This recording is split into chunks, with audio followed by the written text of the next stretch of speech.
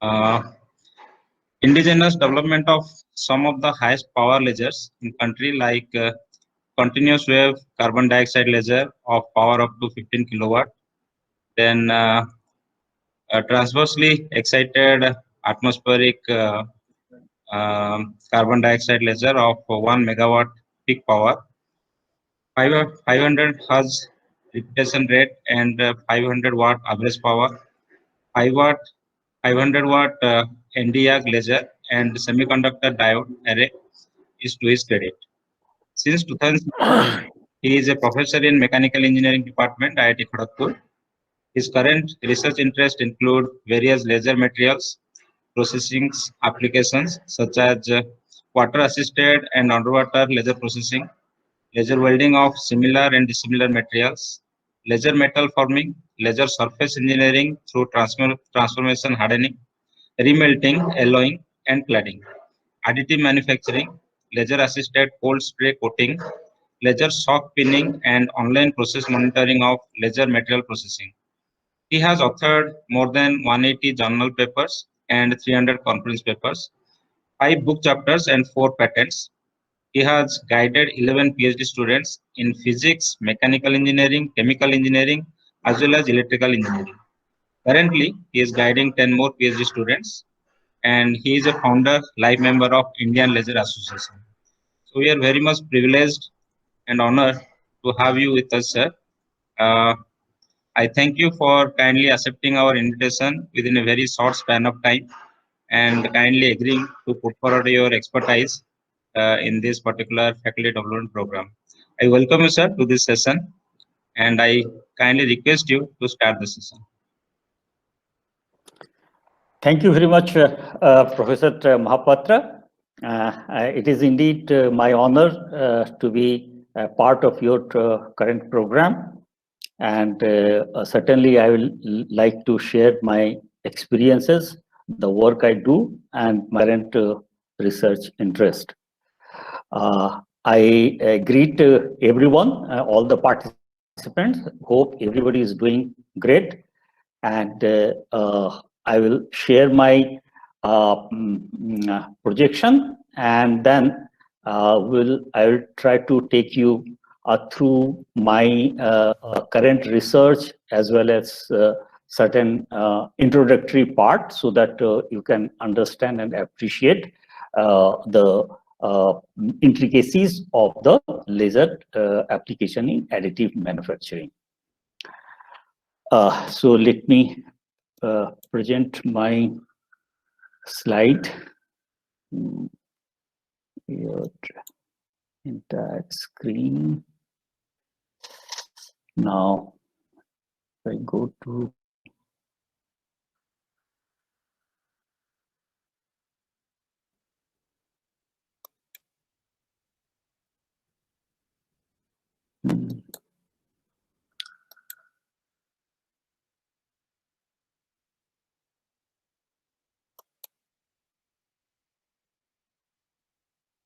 Are you able to see the screen? Or no, not yet? No, sir, not yet. It is not coming. Okay.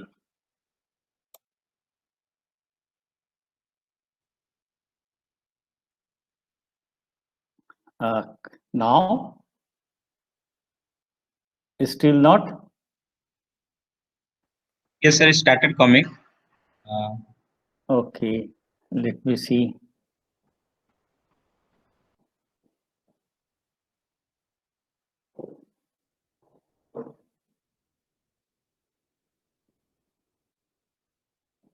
We're presenting to everyone.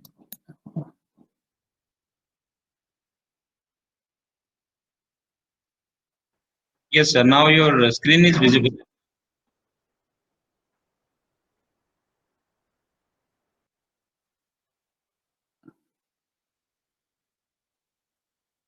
But I can't see here on my screen here. Is it visible, the screen Yes, sir, now where I have put my first slide, addressing some technological challenges in laser additive manufacturing? yes, sir, it is perfectly visible. Okay, then I start the slideshow.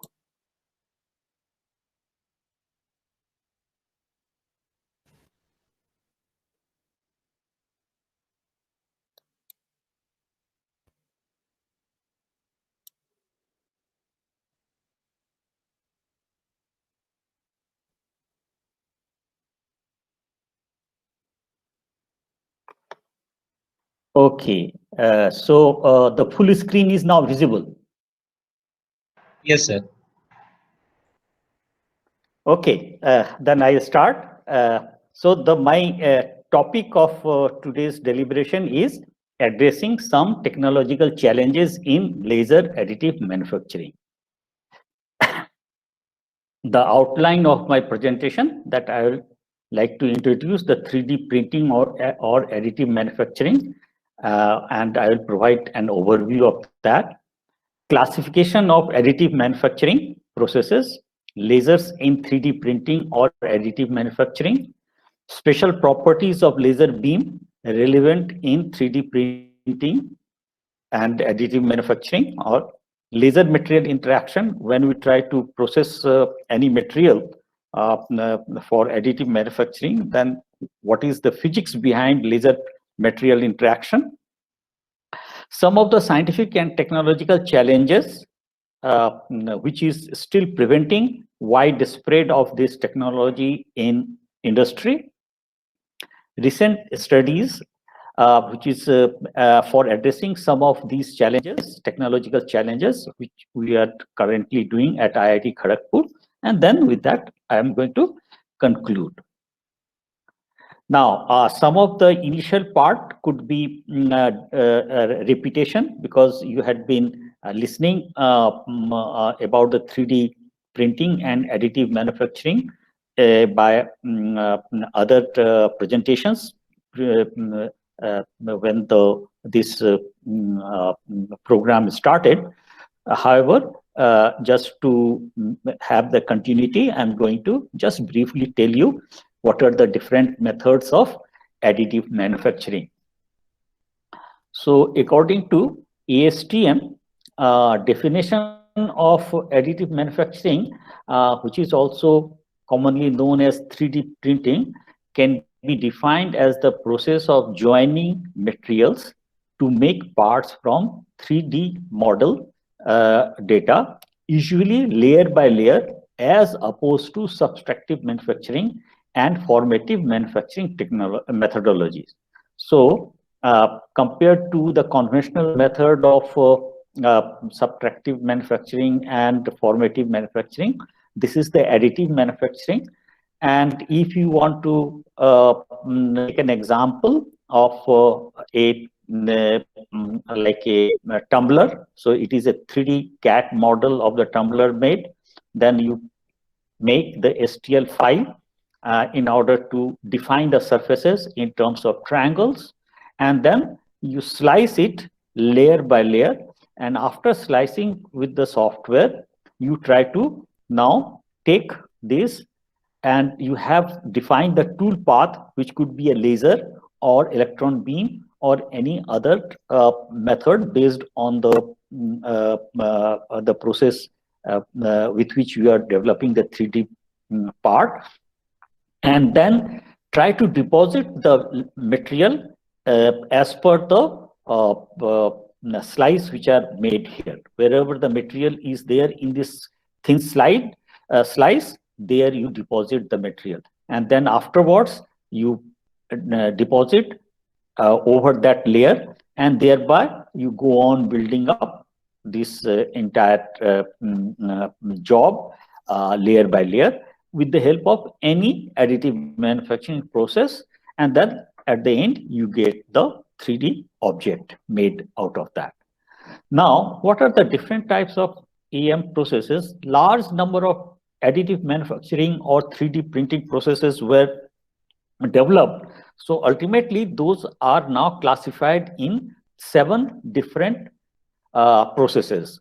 So those are binder jetting, directed energy deposition, material extrusion, material joining, jetting, powder bed fusion, sheet laminations, and wet photopolymerization. So these are all the different additive manufacturing processes which were discovered. Those have been classified in these 7 types of different methods. Now, briefly, if you see these methods, so the 3D printing by binder jetting, here you have got a powder which is spreaded on a platform, and then you have got a jet of binder which is put on that layer, and wherever you want material to be binded, there you just put that jet. So you move this according to the 3D model information, and you can build this type of green object. Okay, so here different types of works material have been utilized, like sands have been used, then ceramic powders, composites have been used, 100% metals have been also used. So different types of materials have been used to build any complicated job. So here you can see that one part of the impeller has been shown, and here you can see that how the binder is being spreaded wherever you want material to be solidified, okay, binded, okay, joined together. And then once you make one layer, then you pull the platform down, put the material, powder material again. With this roller, you just make a uniform layer over the top surface. Again, you just put the binder wherever the material has to be deposited. Again, you pull it down, again put the powder. So by repeating this process, you can build the 3D component. Second method is your sheet lamination. Here you have got the sheet, either paper or some polymer coated paper could be there, or some metal sheets could be there, and those are layer by layer cut with the help of a laser. So here the laser is cutting out the material wherever you don't want the material to be there, and wherever material is to be there, so there you keep that layer. So here, let us suppose this type of a annular part has been kept over here, and rest of the material has been removed. So after that, what you do, that you pull this part block slightly down, put the other layer of the paper, and then you cut the piece out. And with this heated roller, when you roll on that paper, then this polymer coating is going to join these 2 layers together, and with that you can make different types of complex objects. So it is going to provide you to make 3 molds. You can make these molds using different types of materials. You can use plastics, you can use polymer coated paper, carbon fiber sheets, you can use thin metal sheets also you can use. And in case of thin metal sheets, when you try to join them together by ultrasonic joining method. Long fibers, you can use ceramic sheets, and with that you can make 3D molds like this. Okay, so this is your sheet lamination. Third is your material jetting. Here different types of materials are there in the form of liquid, and those liquid as a inkjet, they are coming almost like a inkjet printer. They are coming, and again layer by layer you deposit, and then with the help of a like it is going to get solidified, and then you bring down the platform down and go on putting this ink, and drop by drop, and you can build this type of complex part.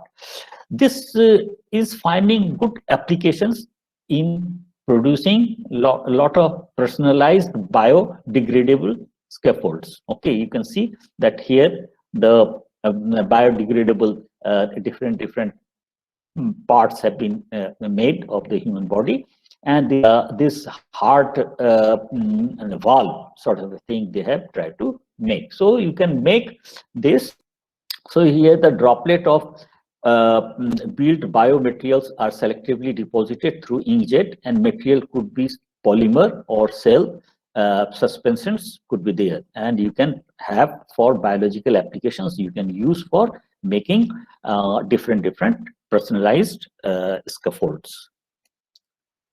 Then you have got the material extrusion. Here, the material in the form of filaments, those are put through a nozzle, and at the tip of the nozzle, there is a heater, and wherever you need material to be deposited, you just heat that at that point, and the material is going to get melted and is going to get deposited.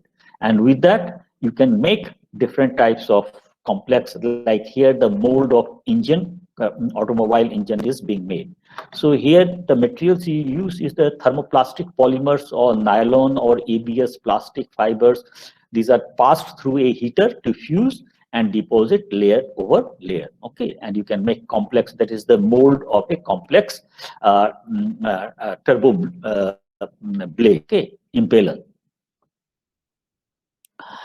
Now, the other this material extrusion has been also used for making customized biological bio implants. Also, you can make with this. And here, instead of solid material, you can have a liquid gel sort of a material, and that could be pushed through a piston. And wherever you require material to be whenever you require material to be deposited, there you just pressurize with the piston to take out the material, and you can deposit there. So layer by layer, you can deposit and build the component.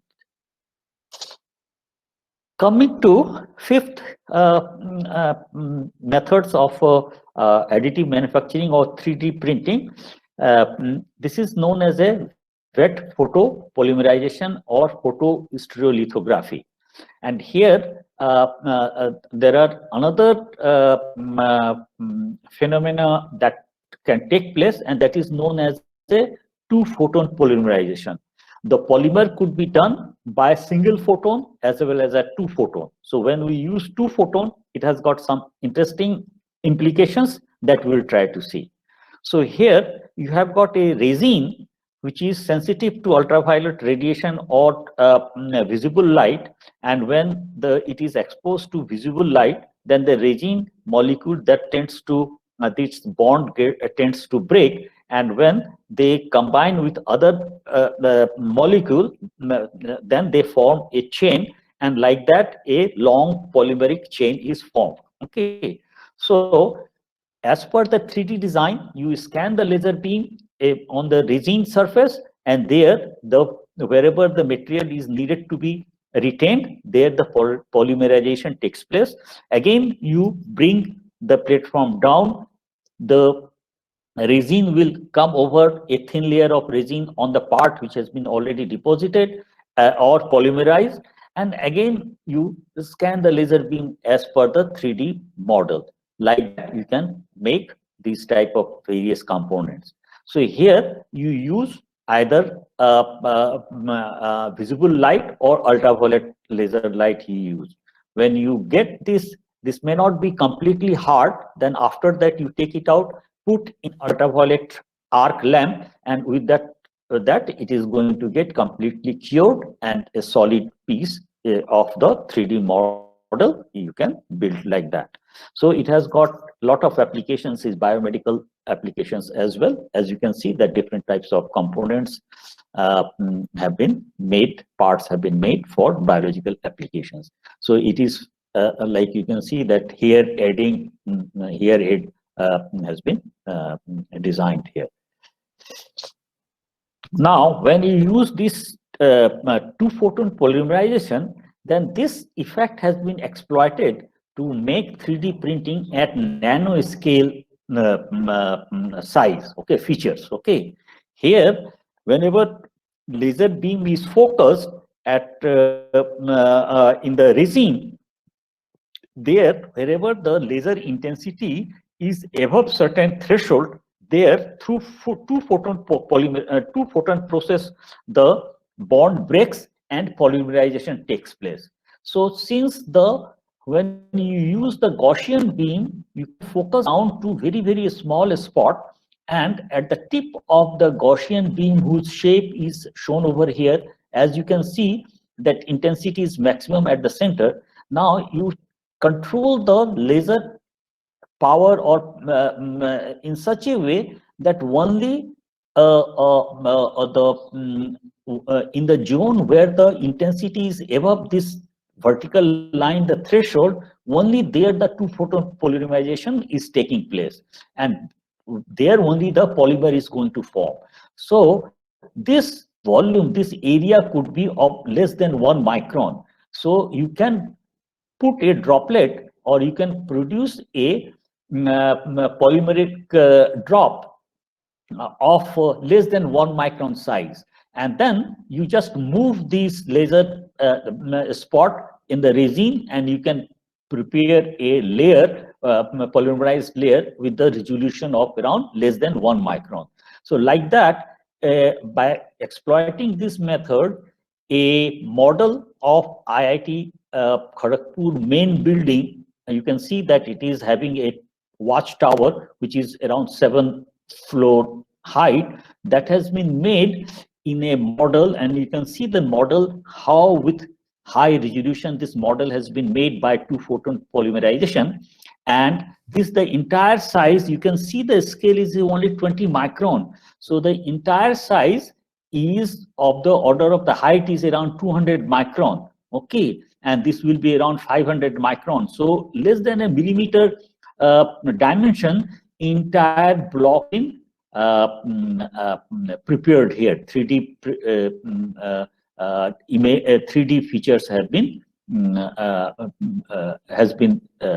like developed here. Okay, so you can see the uniqueness of this process, that you can make nanoscale components with resolution of around 10 to 25 nanometer resolution, and you can build very nicely with a lot of details features you can make.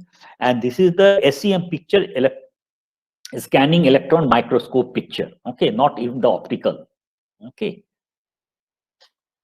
Sixth method, which is very popular in making metal parts, is the laser powder bed sintering or melting. Okay, so here in you can have the a substrate, and on that you put a layer of powder with a scraper. First, with the help of a roller a powder layer, and then with the scraper it is going to make a very smooth surface. On that, as per the 3D mold design, you scan the laser beam, you focus the laser beam to around 50 micron diameter, and then go on fusing that, and then you can build that layer over there. Then you pull down first, once one layer is done, then again you pull it down, the substrate and the first layer down, put again the powder with this scraper, you make again the surface smooth, and scan the laser wherever you need to fuse the material.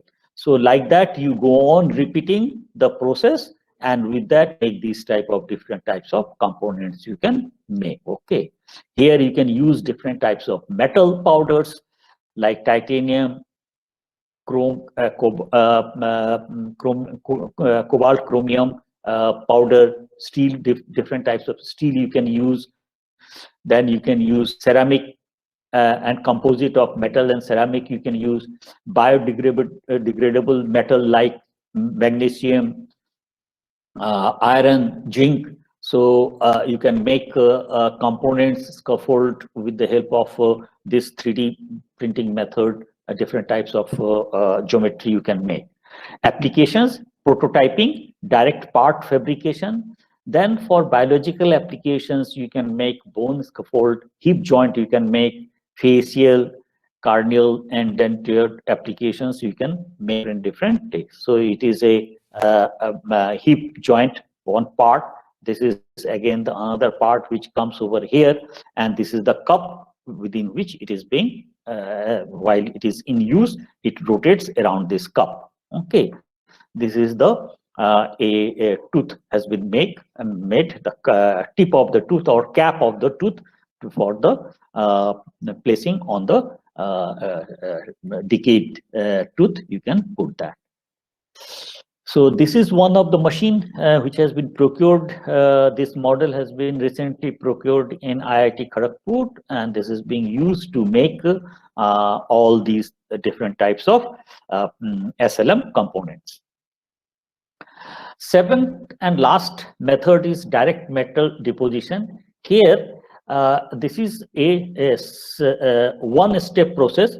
Earlier one was a two-step process. Here, first you put the powder here, and then you scan the laser beam. Okay. So unlike this, here, along with the laser beam, or it could be another source like electron beam, with that, you put the laser powder coaxially on the workpiece or on the substrate. So what will happen that wherever the laser beam is being scanned, along with this powder is being deposited, is placed there. So powder, while it is coming on the near the substrate or on the layer, it gets heated up. It is passing through the laser beam or electron beam. It gets heated up and it comes to almost melting, in the melting conditions. And then when it falls on the substrate or the layer here, it gets deposited, making joint with the remaining material, and then you just go on scanning the laser beam along with the powder. With that, you can go on depositing. So here you can see that how the deposition is being done to form this type of an impeller. So the impeller is being built. So different types of jobs you can make, and here different types of metal powder you can use. Okay. All different types of metal powder you can use. Now this, when you are using electron beam, then you have to use in vacuum, and when you are using laser, then you try to make an inert atmosphere by putting argon gas, so that the material, when it is getting fused, it should not get oxidized from the oxygen of the atmosphere. So you try to use inert atmosphere created by argon gas. So from the few previous slides, you realize that laser is being used in sheet lamination, then SLM process, then in wet polymerization, then two-photon polymerization process, then directed energy deposition process. So lasers have become a tool of unprecedented precision and power. Because of high precision only, the lasers are so popular in manufacturing industry, particularly when you want to make very, very fine features. Okay. And of course, power also is very important. Okay. But then you may also say that, okay, if I talk about 500 watt laser, 1 kilowatt laser, you know, there are electrical heater which can give 1 kilowatt power. But then there is a certain difference. In heater, you get the entire heat spreaded from a large surface area, whereas when you talk about the laser, it is coming like a pencil type of parallel beam, which can be focused with the help of a lens to very, very small spot. So that is the main advantage of using laser. So it has become an invaluable tool for material processing applications in manufacturing industry. The unique properties of the laser beams are, as you will be knowing, that it is a highly coherent beam. And when we talk about the coherent, it means that the rays which is coming from the laser, all the rays has got their phases having constant correlation themselves. So if there are a lot of waves are coming, so their phases are going to be having constant correlation in time and space. Okay. One of the two important outcomes of the coherence property is that laser beam is highly monochromatic. Monochromatic means that it has got one single color. Like if it is a helium neon laser, it will going to give you red color beam. Okay, its spectrum is going to be very, very narrow. Unlike white color, which has got very wide spectrum, 7 different colors are there. So compared to that, monochromatic light will have very, very little spectral width. Second outcome of high coherence, that is the spatial coherence, when we talk about that, the laser beam has got very low beam divergence. And the important aspect of laser beam divergence, as we come to other slides, we'll come to know that it is very important in order to realize very small spot diameter when we focus the laser beam with the help of a lens. Like here, with the help of a lens, laser beam has been focused. Because of that, the power density is very, very high here. Second property or third property, you can say that it has got very high power. Lasers are nowadays available, which can give several kilowatts of power. Wide wavelength range is available. You can have infrared laser, you can have visible laser, you can have ultraviolet lasers. Even today, X-ray lasers are available. Ultra short pulse duration, you can get laser pulses. You can operate, in fact, the laser in continuous wave mode. Like you switch it on, laser will go on coming till you switch it off.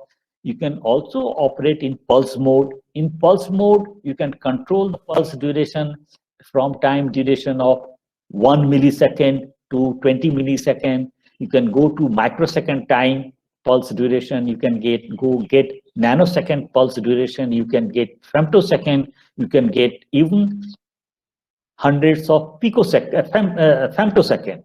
Okay, femtosecond, 1 femtosecond is 10 to the minus 15. So shorted pulse, which is now readily available in the commercial short pulse lasers, can be of the order of 100 femtosecond. That is around 10 to the power minus 13 second. Okay, very, very short duration laser pulse you can get. So the main attribute of the laser, which is important for material processing applications as well as in 3D printing and additive manufacturing, is the low beam divergence. So if you have got a laser beam coming out, and if you take a parallel line with respect to that, how the beam is diverging, so half angle, divergence angle, is given by m square lambda by pi w naught. So here m square is known as a beam quality factor, whose value minimum could be 1, and for real beam it is almost like an ideal beam when m square is 1, but high power lasers, much more realistic intensity distribution you get, which has got some spiky features. So that time m square value will be more than 1. That will be in the range of 5, 10, 30, 50 also it could be. Lambda is wavelength of the laser. What is the wavelength of the laser? And W naught is the radius of the beam here.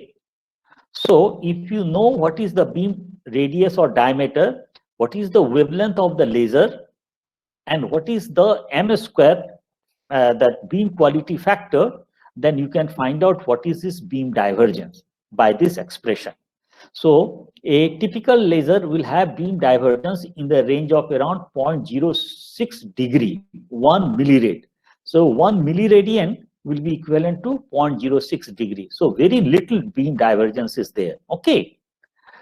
So the implication is this, in practical implication is that when you take the laser beam and you take a lens to focus the laser beam, then the spot diameter here is going to be given by 2 times of the focal length multiplied by the half divergence angle. So if you put from here and you put W naught in the form of actual beam diameter here, so you can get this expression 4f m square lambda by pi dr. Okay. The minimum value of this could be of the order of lambda. Okay. So the smaller, theoretically, the smallest spot diameter you can get is of the order of lambda, that is the laser wavelength. So if you are using an excimer laser whose wavelength is of the order of 0.2 micron, that is 200 nanometer, theoretically you can get a spot diameter which is of the order of 200 nanometer. When you use Nd:YAG laser or fiber laser, you can get whose wavelength is 1.06 micron. So you can get theoretically around 1 micron spot diameter here. For CO2 laser, which operates at 10.6 micron, you can get minimum of the order of 10 micron. So in practice, around 10 times of this you can easily because the m square value will be not exactly 1, but slightly more than 1. It could be 5, 10, something like that. And depending upon in practice, you will get, you can calculate from this expression. So in practice, compared to the theoretical limit, you get around 10 times or so more here. So this is important for micro machining applications, as well as when you do the very fine 3D printing, like in case of SLM process. High power, as I mentioned, that you can get tens of kilowatt power. Okay. And when you focus the like in the pulse mode, when you talk about microsecond, picosecond, and nanosecond laser pulse duration, the peak power could be as high as terawatt per centimeter, terawatt. Okay, and laser pulse energy could be few millijoule to hundreds of joule you can get. Okay, and as you saw in the previous slide, that the spot diameter could be of the order of 10 to 100 micron. So if you have such a small spot and such high power is incident here, then you can get power density, that is the watt power per unit area, could be ranging from megawatt to hundreds of petawatt, that is 10 to the power 17 watt per centimeter you can get. So at such high intensities, any material can be melted and evaporated. Even plasma will be formed when you focus a laser beam, a high power laser beam to such high laser intensities. Okay. The other attribute of the laser is that nowadays you have got the lasers of different wavelength. So ranging from ultraviolet radiation laser, excimer laser, nitrogen laser, you have got copper vapor laser giving in the visible range, argon ion laser giving in the visible range. Then you have got the most popular laser is your Nd:YAG laser.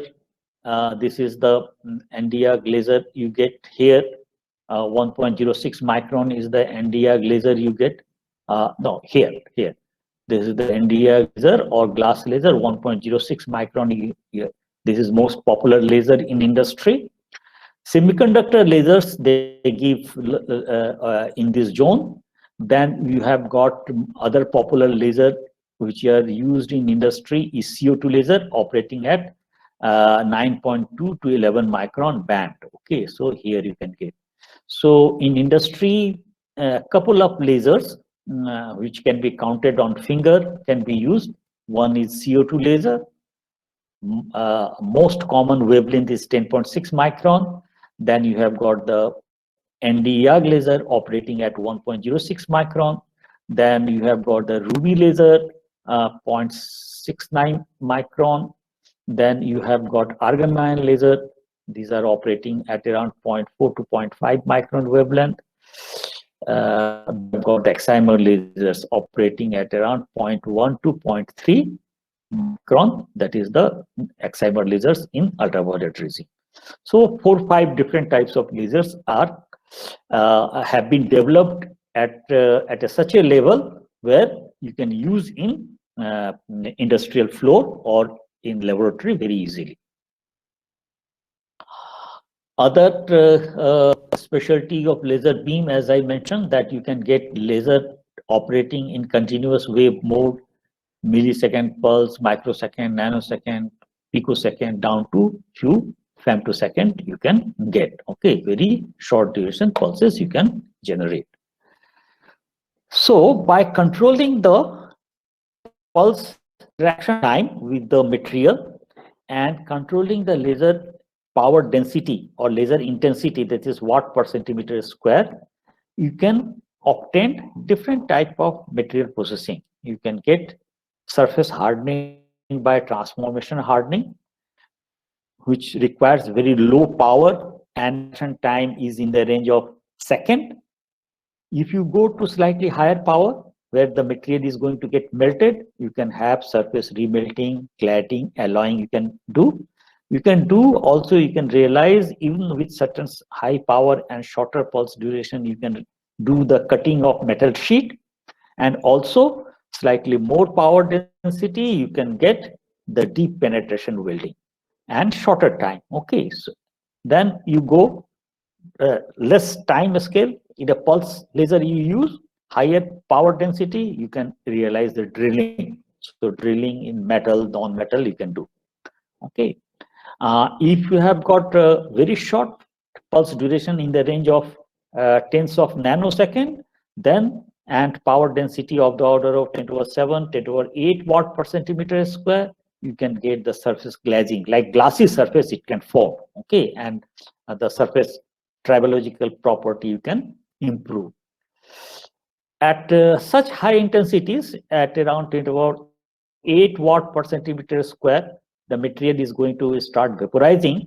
And when the vapor is forming, plasma is also forming, you can realize the shock pinning. It can generate a lot of shock compressive pressure, and that compressive stress can generate residual stress, compressive residual stress in any surface of any work. Thereby, it can improve the surface characteristics, particularly wear characteristics and corrosion property, it can improve. Okay, and even at shorter pulse duration in the range of sub nanosecond and picosecond time scale, where the power density you can realize easily of the order of 10 to the 11, 10 to the 12 watt per centimeter square. This is for micro machining and micro drilling applications. Okay, so this graph indicates that by controlling only the interaction time and laser power density on the surface, you can easily realize different types of material processing modalities. Okay. And this graph, this projection shows various processing by lasers, laser cutting, drilling of turbine stators, welding, then laser surface cladding. That this is the cladding and rapid manufacturing. This type of impeller is being made. You can do the laser forming, where you can bend and form the sheet without putting any, without touching. It is a non-contact method. Without touching the sheet, you can bend and form the three-dimensional forming you can create. Okay.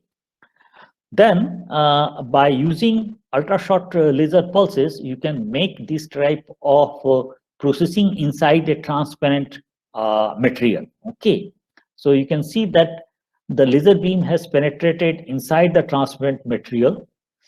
At the surface, there was no damage, but inside, the power density was such, and when the power density was above the threshold for absorption, that time it has created a small amount of material, optical breakdown in the material.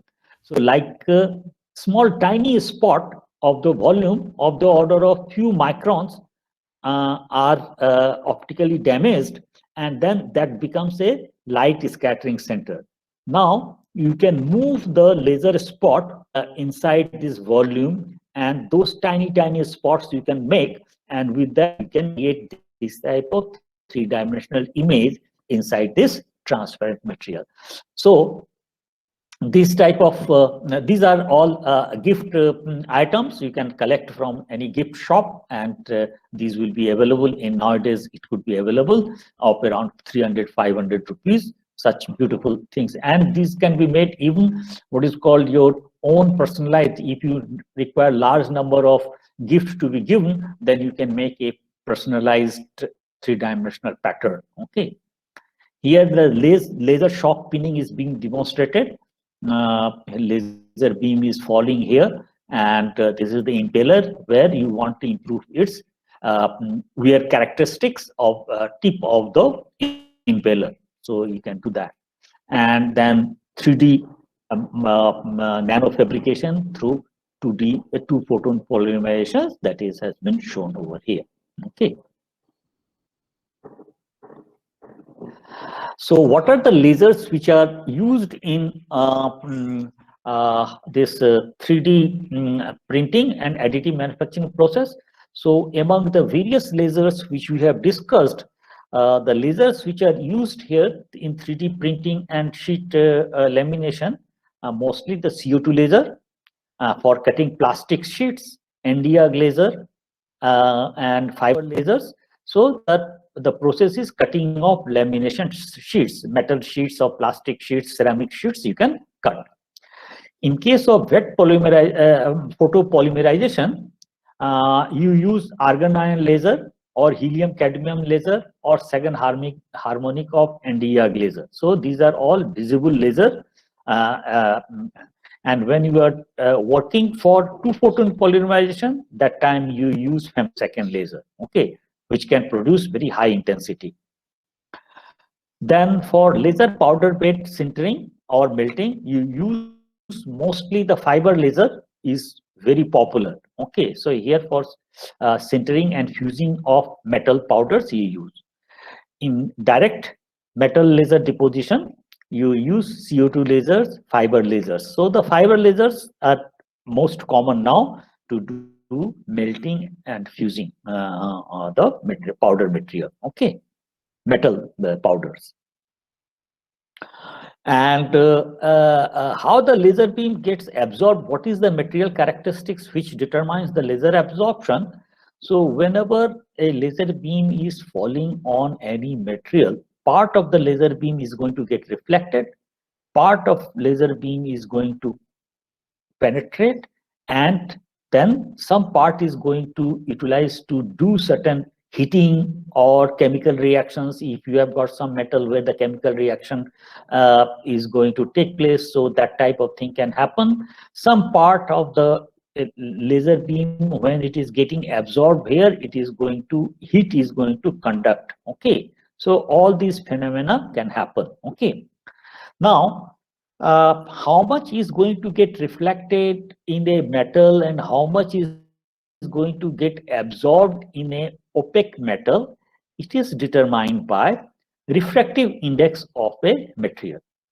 All of you would be knowing that the refractive index of glass is around 1.5. Okay, and but in case of metal, which have the where the laser beam doesn't get or light cannot penetrate through, the refractive index is having a complex part as well. So we get for opaque material or the material which has got certain amount of absorption, the refractive index is complex.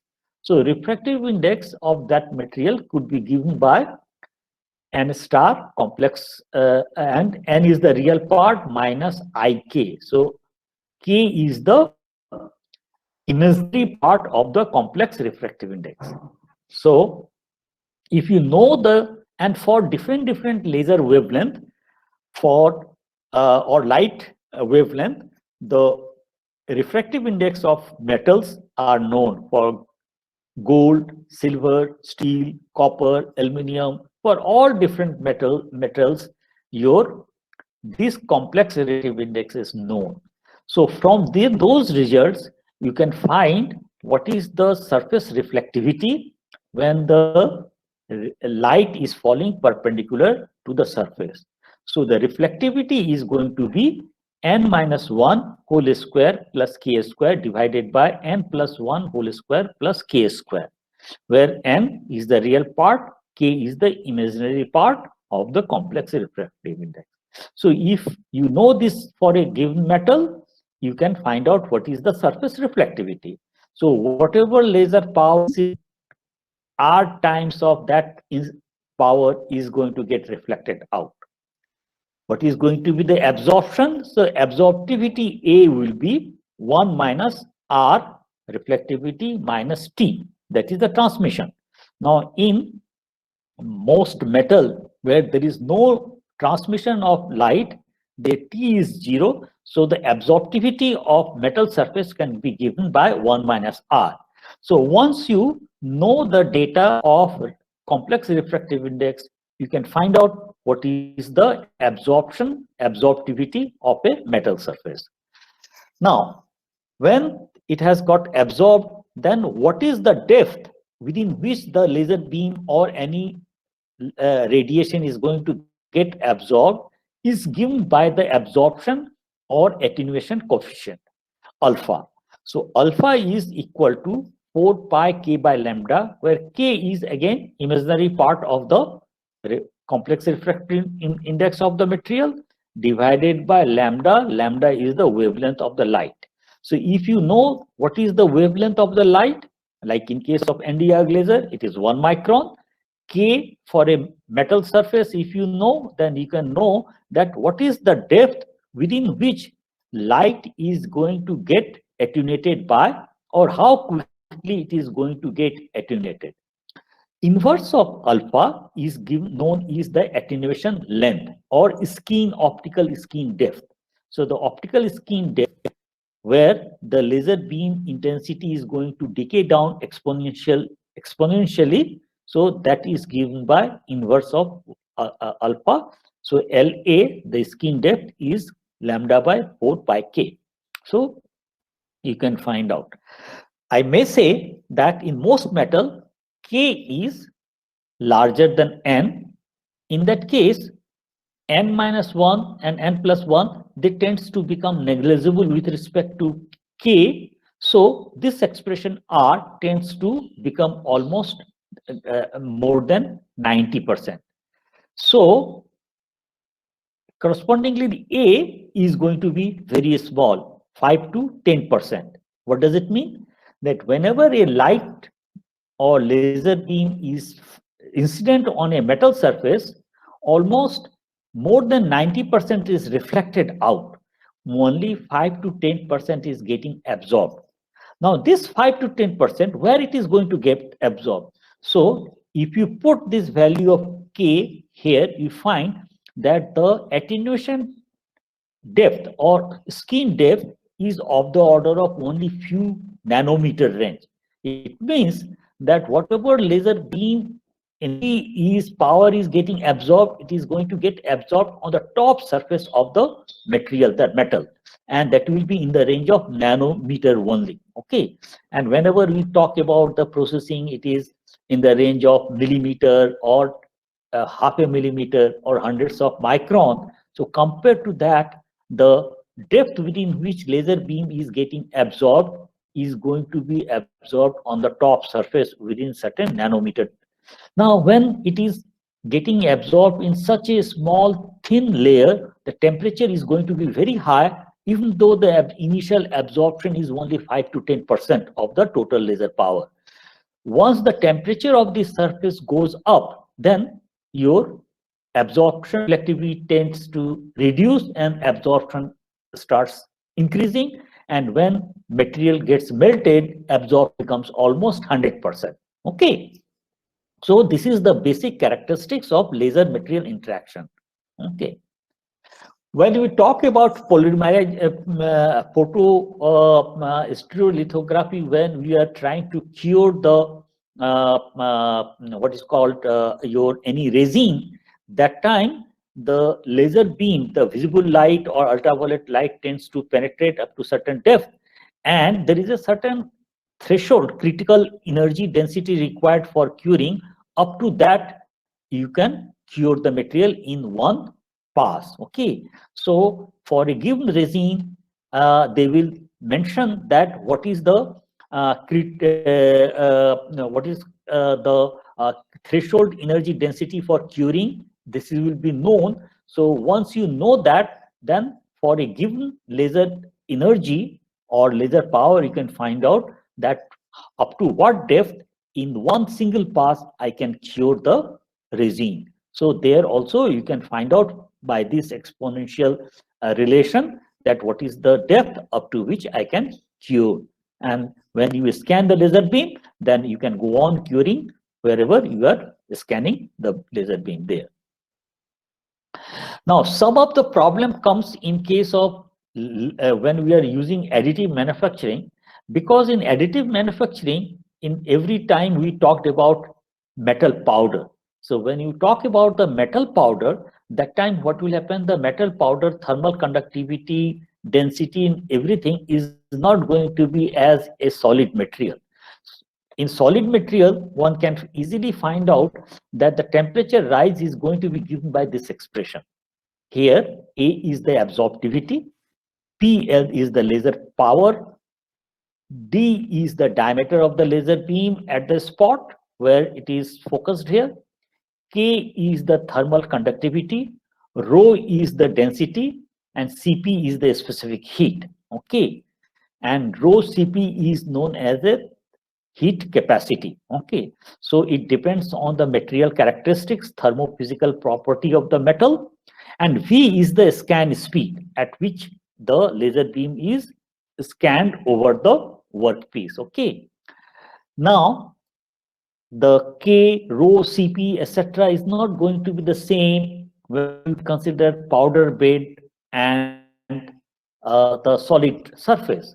So here, depending upon how well you are compacting the powder bed, the K at different point could be different. Like here, the K thermal conductivity and density here will be slightly different than this zone or this zone. So the rise in temperature may not be uniform. Okay, so these are the some of the issues which comes when we try to do the additive manufacturing or 3D printing. Okay. So here I have tried to show that here, like from the substrate A, cylinder, a cylindrical wall is being deposited. Here laser beam is coming from the center, the powder is being fed and the powder is being deposited. Now you can see that when the process was being started here, that time the cooling to the substrate will be at a faster rate compared to when you reach to the top of this, go beyond the substrate and you build around 1 centimeter or 2 centimeter height, because that time the heat conduction is going to be much slower. Okay, so the cooling rate, melt pool lifetime of this zone and this zone of the material when you had started here and when you are doing here, these are all going to be very different. How this is going to affect? This is going to affect your microstructure. So you can see the microstructure at the substrate, near the substrate is having your dendritic columnar structure, and because here the cooling rate is relatively high here, and as you go upwards towards here, you find that it has become equexed. Okay, so depending upon the cooling rate and melt pool lifetime, you get different types of microstructural morphology, and your mechanical properties are going to be dependent on this. What does it mean? It means that the mechanical property of this workpiece, whatever part you are developing here and here, may not be the same. The tensile strength may not be the same of the zone here, the micro hardness may not be the same. Corrosion property may not be the same as it is here. So this is one of the challenges, that how to make the microstructure uniform throughout the entire built part of the 3D printed job. Okay. Second problem comes that when we build this type of material, lot of studies in research paper, you will find that micro hardness, then microstructure, corrosion property, tensile strength, these have been reported. Few studies have been done about the fatigue life. Now, if you see any bio implant which is going to be customized and developed, and it is being put on the inside the hip joint, or here you have got the knee joints. Whenever the person who has got these implants, they are walking, they are undergoing lot of mechanical loading. So when he is putting his foot down, his entire body load is coming on this joint. Okay, so this is undergoing lot of dynamic loading, and load may not be the same, it may be changing in time, their cycle may be different. So wear and tear is going to take place, and fatigue failure can take place. So there are few studies have been done on the SLM product which are currently being developed. Okay, so in order to make this program, this additive manufacturing and 3D implant successful, it is important that that entire studies of fatigue life cycle should be done, but few studies have been reported yet. So our effort has been on addressing these two problems.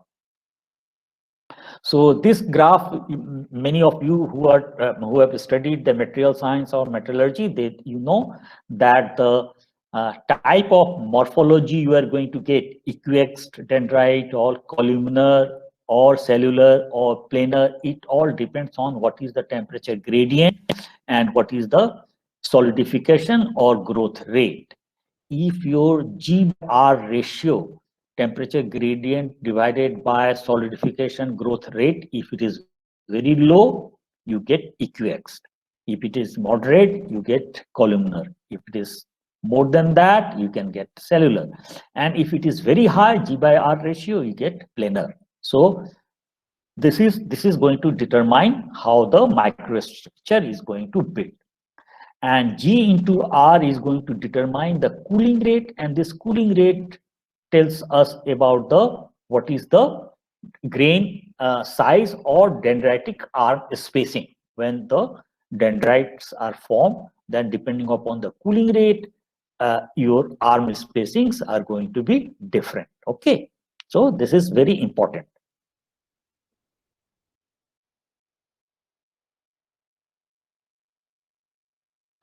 Here you can see that when we do the laser metal direct deposition, that time you find that there are many parameters which are going to influence the melt pool as well as the quality of the solidified the parts which is going to be formed.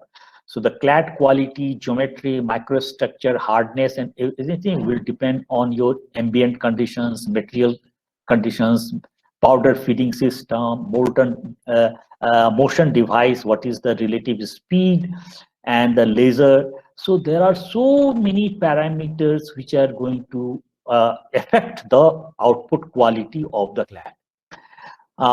Knowing the dependence of the output quality on individual parameter and controlling them is a Herculean task. It is very difficult. So how to control these things? So one of the things one can see that in the previous slide we saw that the microstructure which determines a part of the clad quality and the mechanical property depends on the molten pool lifetime and the cooling rate.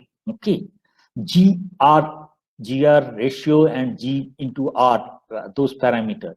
So, and this cooling rate is going to be affected by all these parameters. What is the laser power? What is the scan speed? How much powder is being fed?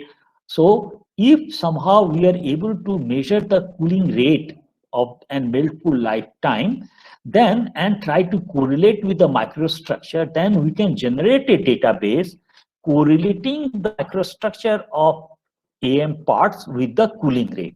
So that is what we have tried to do in our current research. Okay, so here we have used a 2 kilowatt laser, and we have tried to measure the cooling rate with an IR pyrometer. So when the laser beam is scanned over titanium substrate and we try to melt it and allow it to solidify. So the like your laser beam is falling, it is getting is being cladding of stellite, not stellite, inconel nickel powder is melted, and this pyrometer is stationary at one point. So when the laser beam is going to scan over this point, that time the laser power, laser temperature of that point is going to increase, and it, as soon as the beam is going to move out from that point, it will start cooling. So if the power and the scan speed was enough, it is going to melt the material, and after the removal of the laser beam, it is going to cool, it is going to solidify, and then the solid material is going to cool down to room temperature. So by seeing these thermal cycle, I can find out, and this is in time scale. So x-axis is time.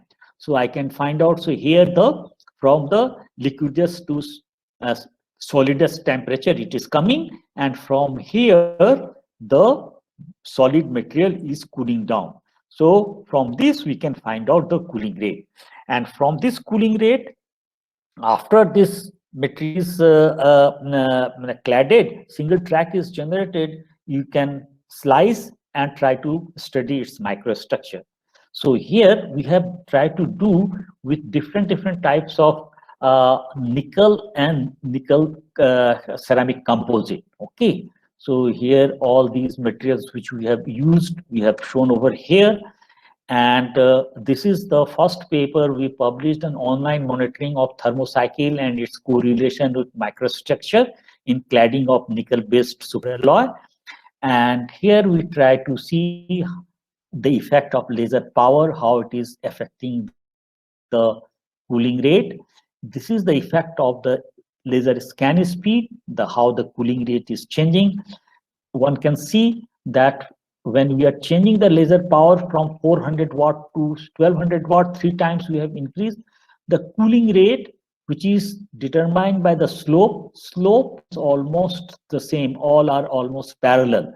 So in effect, we see that the cooling rate doesn't depend on the laser power. Even with 300% change, the cooling rate has not changed much.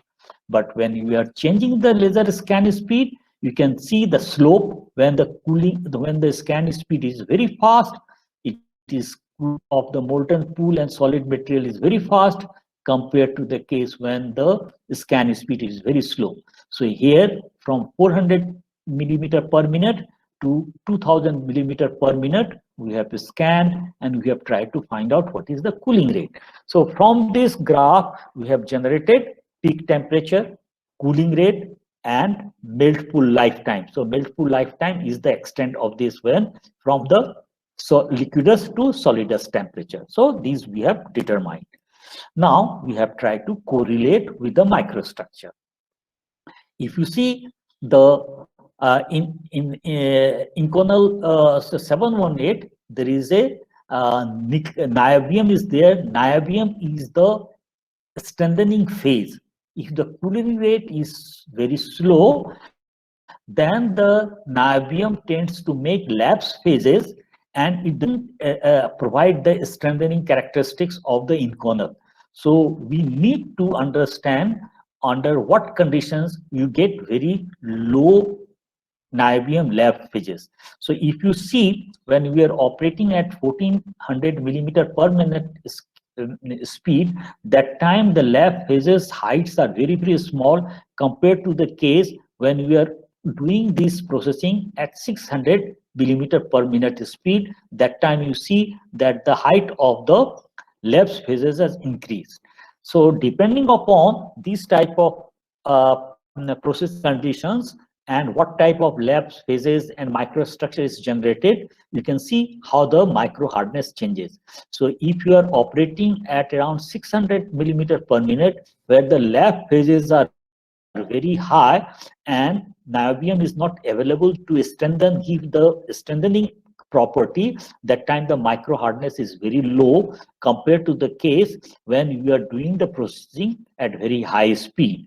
So when you are doing at 1400 millimeter per minute, you are getting around 320, and here you are getting 250. So it all depends on what is the how the scan speed is changing.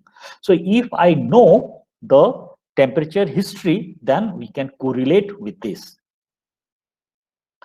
Then we try to see that how this online assessment could be applied with the TIC inconel composite, and we try to see how it affects the, and then also we try to see this was based on what is called this was based on in situ, and this is based on like how with the powder blown conditions. So lot of papers were worked on this, and if you see that by changing the scan speed, no, here we have tried to see that how the Inconel 718, and in that when we mix the Inconel in that titanium carbide, then how the solidification shoulder that changes. Okay, because in case of titanium carbide, it has got much higher temperature,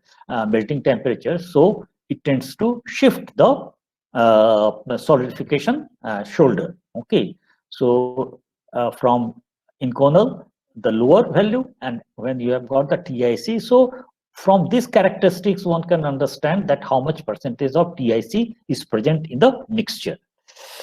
Now, depending upon the solidification shoulder position as well as the cooling rate, you can see the how the titanium carbide particles are there in the matrix. If the cooling rate is fast, then there is not enough time for titanium carbide to be melted completely. So they are in the intact form. But when the cooling rate from 1200, when it was reduced to 400 millimeter per minute, this titanium carbide, all those got dissolved in the matrix, and it developed a dendritic microstructure. So this is now going to affect the mechanical property drastically. This titanium Inconel 718, the titanium carbide is mixed to make the surface hardness increase. So here you can see that what is the health of those titanium carbide particles, and based on that we developed a process map as a function of laser power, diameter of the laser beam, and speed of the scanning speed, and melt pool lifetime. And we found out a zone which is going to give you this type of intact titanium carbide. If the in other one side there will be no proper wetting, in other side there will be total dissolution. So in between there will be a zone where you will get good quality of bonding as well as little dissolution. Okay. Similarly, tungsten carbide composite we studied, and here you can see that if the scan speed is very fast, then there will be no proper bonding with the matrix. And if you slowly reduce, then what will happen? Tungsten carbide will start its periphery will start dissolving in the Inconel matrix, and it is going to form very good bonding. But if it is too slow, then entire thing is going to dissolve, and you will not get the effect of tungsten carbide. Okay. Other deleterious effects happens in case of slow scanning is that tungsten carbide particles being heavier, they tend to settle down towards the bottom, and the top surface becomes depleted of tungsten carbide. So if you see with the scan speed, the wear rate or micro hardness and wear rate is going to change like this. As you go on reducing the speed at at higher scan speed. When you have got this type of situation, wear rate is low, it is going to be increasing at around 600 and 400. There also it is low. After that, again, it is going to increase. Okay. So here this increase of the wear rate is becoming because it is settling down over here. Okay. So in this fast zone, if you do not have very good bonding, then even the tungsten carbide particle will come out. So wear rate is slightly high and it goes up. But then suddenly, when you have got good bonding, you get very low wear rate. So by seeing the cooling rate and melt pool lifetime, you can infer that what is going to be the wear rate of that. Then again, titanium nitride also we try to see. Here also you can see that how it depends, the scan speed depends, the micro hardness, how it changes, wear rate, how it changes with the scan speed. And most of the time we talk about the scan speed because we saw that the scan speed changes the melt pool lifetime as well as the cooling rate drastically. Okay, here also the process map. So this is the zone which is going to give you very good quality of composite coating. Beyond that, you are going to get either poor quality because of not proper wetting, or it will just dissolve and everything is going to make dendritic microstructure. Okay, so you will like to have zone 2, this zone where these particles have good bonding as well as their nature, their characteristics intact, embedded in the matrix. Here, they do not have proper bonding, so they will come out when we are undergoing wear and tear, and here it is completely dissolved. Okay. Now, here we saw that with a single spot of what is called a pyrometer, we could measure the process melt pool lifetime as well as the cooling rate. After the laser beam is passed through over the scan, it has scanned over the processing zone. In order to get online real-time detection of cooling rate, we used 2 parameters in tandem and then try to infer the cooling rate directly. So here, instead of 1, we are using 2 parameters. One parameter is focused to measure the temperature at the melt pool while the laser additive manufacturing process is going on, and another is in the trailing edge. Now, when the process is going on, that time what will happen, that this molten material with the speed of scanning, it is going to come over here sometime, and that time I can find out what is the temperature. So by the time it is going to cool, so by measuring the melting temperature here and measuring the temperature here, the steady state I can compare, and from this I can find out what is the cooling rate. So here we have to show you that how the temperature at time is changing when we are changing the this is for the temperature at the spot here. So as the scan speed is changing, so you can see that how the temperature is changing. Once the melting takes place, that temperature doesn't increase much because the material is then going to evaporate. So the temperature remains within certain zone. From these 2 readings, when we try to find out the cooling rate, we find that the cooling rate makes a lot of change. So by measuring the cooling rate, we can now develop a control system to maintain the cooling rate constant. So here, online processing has been shown here. This is the temperature of the melt pool. This is the temperature, the green color, light green is the trailing edge. So as the process is going on, the melt pool temperature remains constant in time. The temperature here that goes on increasing as you go from layer to layer, like here it is layer 1, layer 9, layer 11, like that we have tried to measure the, and corresponding to that you can see that cooling rate is reducing. Okay, so if I can measure the cooling rate, detect it, then I can give a correction signal can be generated based on this cooling rate to try to maintain the cooling rate constant by controlling either the laser scan speed or powder feed rate. I can control the cooling rate, and by controlling the cooling rate, I can ensure the microstructure in the entire zone more uniform. So that is what this is very recent work. So this is in 2020. We just published this paper. Now coming to second problem which we are trying to address, and that is the fatigue life, okay, of the, so these components by the SLM method, by powder bed method, the component can be developed in the vertical direction, as you can see, these have been, and we can also develop in the horizontal direction. Now when we build, now if we try to do the tensile test, fatigue life, and everything we have done. And the material we have used is the 15.5 pH stainless steel. Okay. Now here we have tried to study the effect of heat treatment and build orientation on the fatigue life of 15.5 pH stainless steel part developed by SLM, selected laser melted process. So here you can see that the with the what is called your scanning by X-ray, we could find out the what type of blowholes and porosities are there.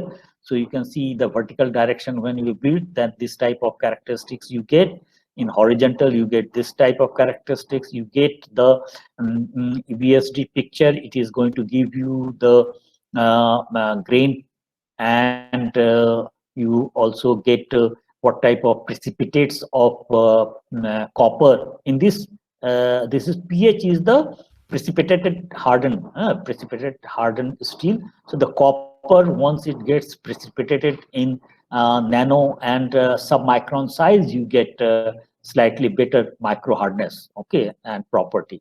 So we try to study how the yield strength and tensile strength depends on the as built.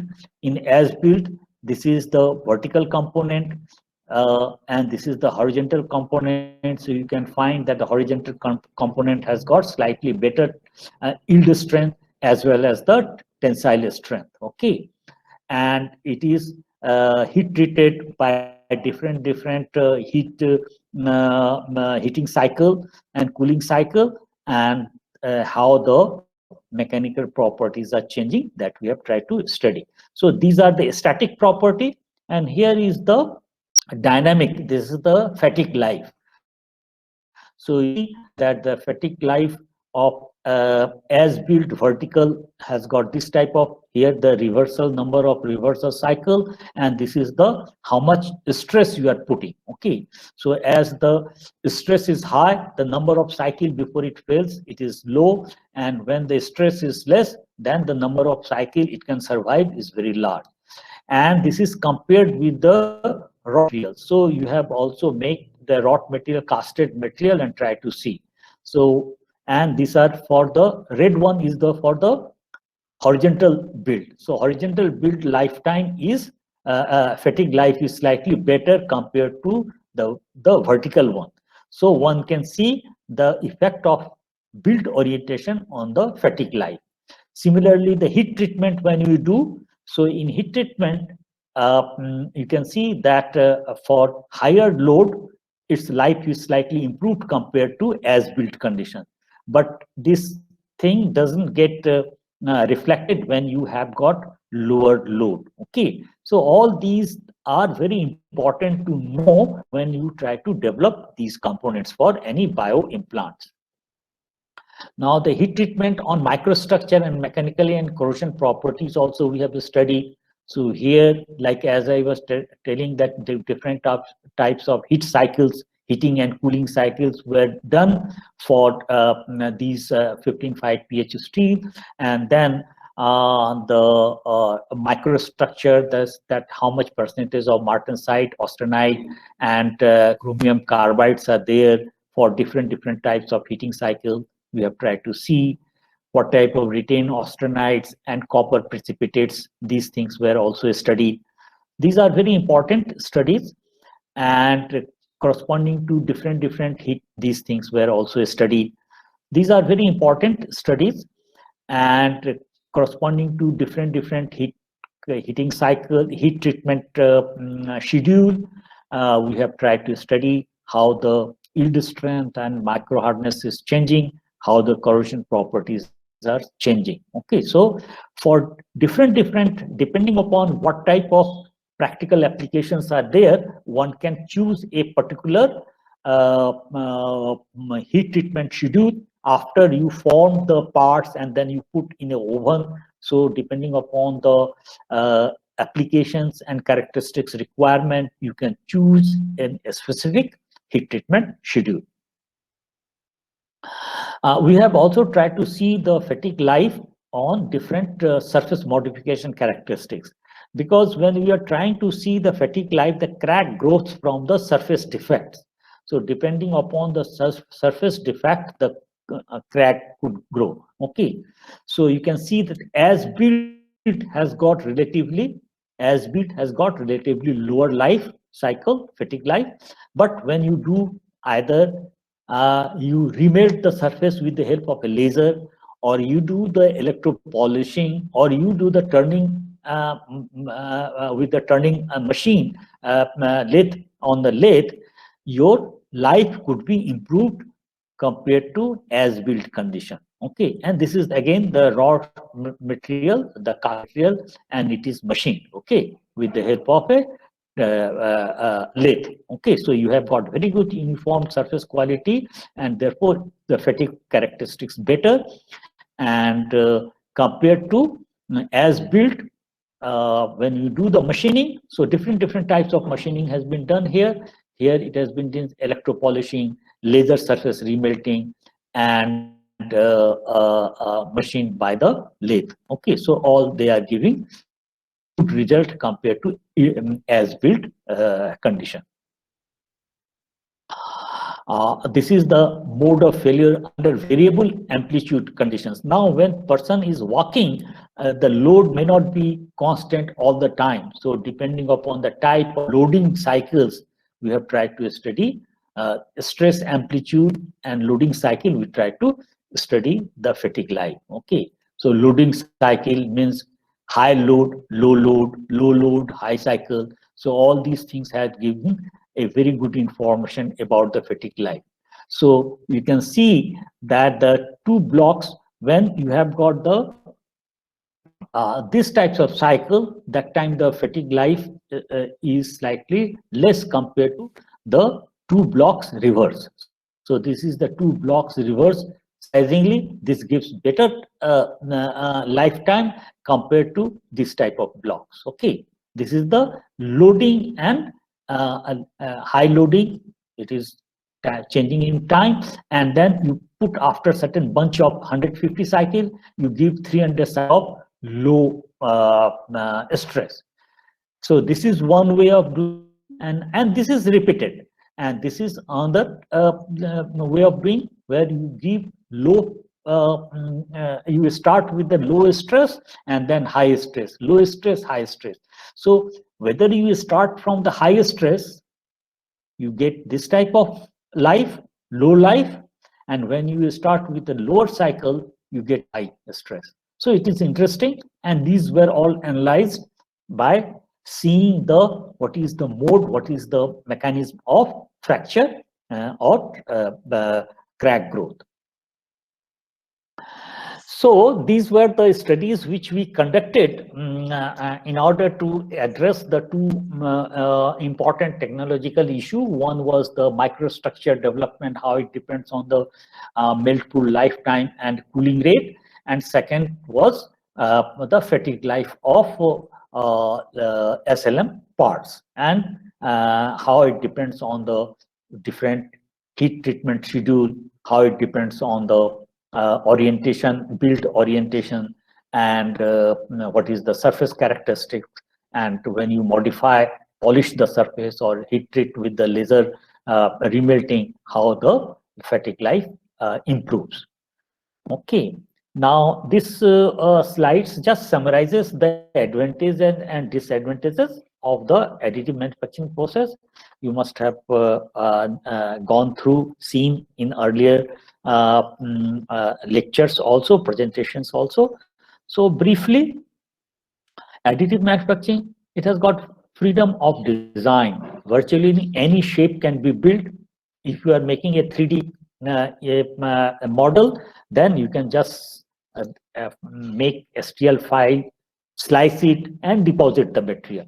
Complex design for little or no cost increase you can do.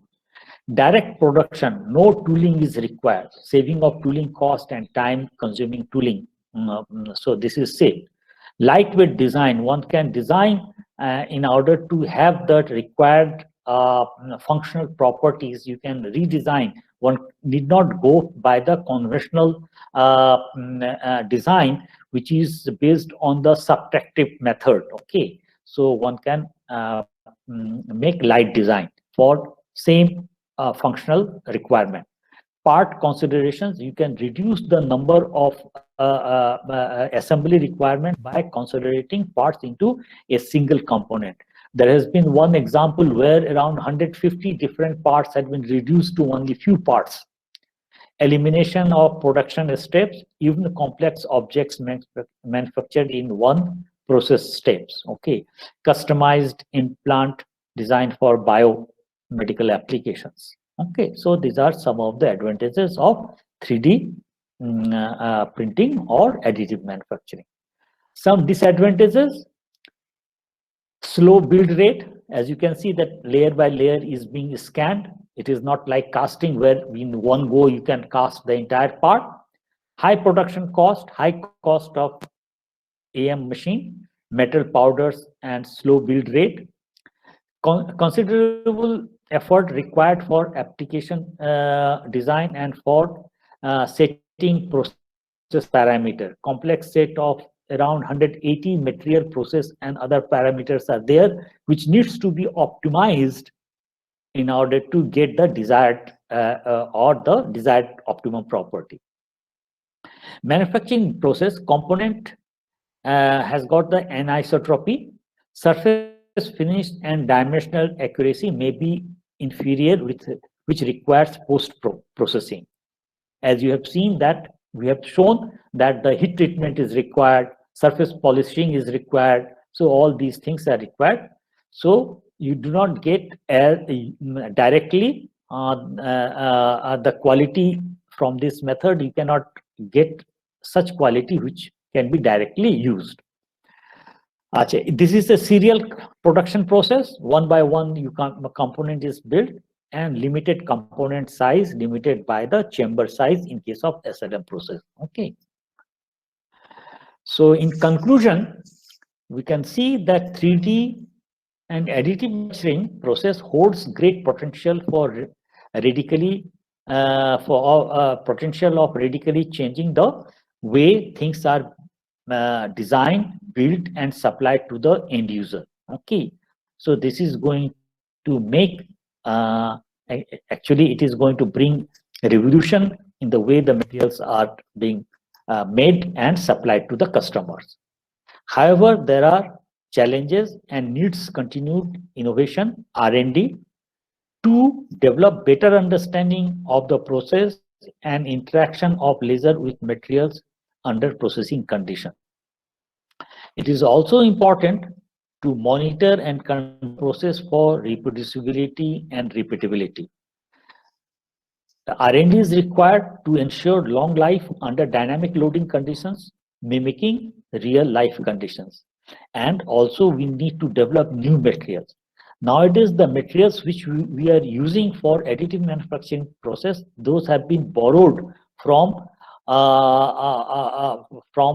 those list which of materials which are used for casting.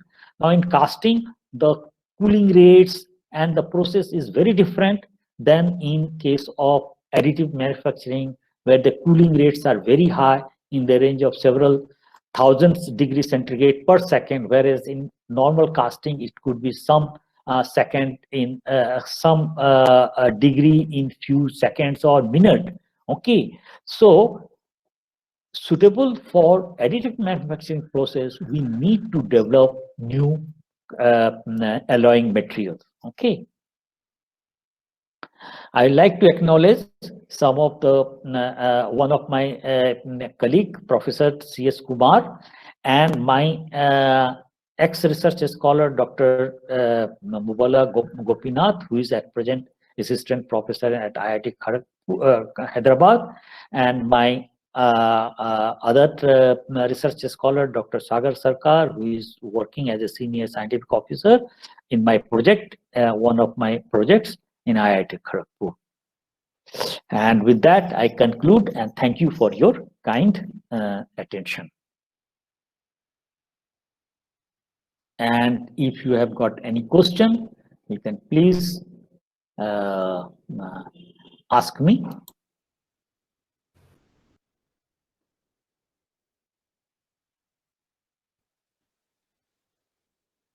Participants, if you have any query, you can unmute yourself and ask now. Else you can put it in the chat box. Yeah.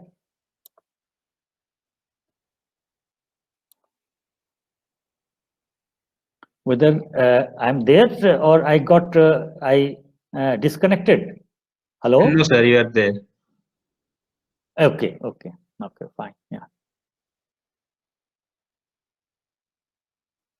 So if there is any question, then I will be happy to answer the questions. Yeah. Otherwise, you can put in the chat box. You can email me. My email address would be available in my web IIT website. So you can say, okay. I hope interaction with the material. Okay. Slightly basic interaction, physics part of the laser material interaction. Okay.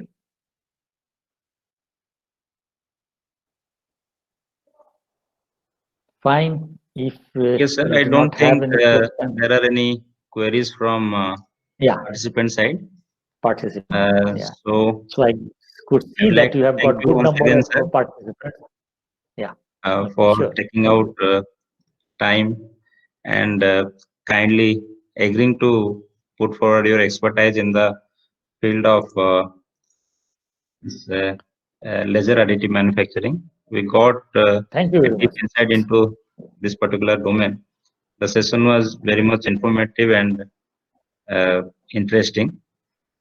Yeah. So on behalf of Department of Production Engineering, VSSUT, as well as the participants, I once again thank you, sir. Thank you very much. Welcome. Thanks. It was my pleasure. And I have sent my PPT, so you can share. You are free to share with all participants, whosoever is interested, and they can see. Okay. Yes, sir. Yes, sir. Definitely, it will be shared. Okay then. Okay. Bye. Take Thank you. care. Thank you. And I wish the rest of the period, rest of the deliberation will be very useful for all the participants, and it will go very smoothly. Okay. Thank you, sir. So Thank you. wishing all the best to all the participants and you and all other faculties who are attending. I say a big goodbye. Okay. Thank you, sir. Thank you, sir. Participants, you can sign out now. We'll again meet tomorrow at 10 o'clock. Thank you. Okay, sir. Thank you.